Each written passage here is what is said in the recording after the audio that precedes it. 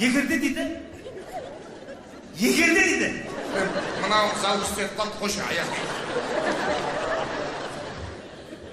Егерде дейді.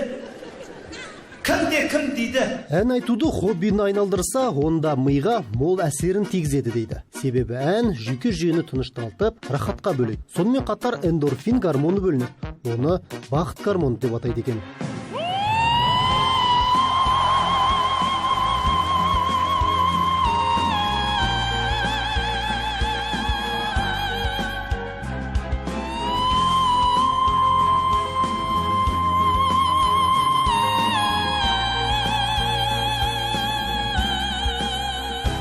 Адам ән айтқан кезде күш қуаты арта түсіп, көңіл күйіңіз көтеріледі.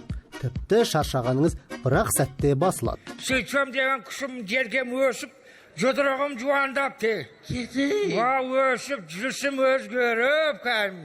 Ән салу арқылы сіз күйзелісті де жеңесіз. Хормен бірге немесе ансамбльде ән айтатын адамдар өздерін сенімді әрі табысты сезінеді екен. Не дейді? Дұрыс айтады. Ән айту барысында тыныс алу жолдары тазарады. Мұрын, тамақ ауруы әншілерге көп қауіп төндірмейді екен. Білем ғой олардың бәрін мен. Білсең не келдің? Үйде істеймін ғой. Зәуре, денің сау ма? Ауруханада ән айтқаныз? Ауруханада немене ән айтып отырсың? Егер сіз әлі өзіңіздің хоббиіңізді таппасаңыз, ән үйірмесіне жазылыңыз, немесе караокеге барып тұрыңыз. Сонда сіз жоғарыда айтылған аурулардан аулақ боласыз. Есесіне денсаулығыңызды күтесіз. Еркебұлан Жақыбай, Серік Базылхан, Таңжарық бағдарламасы.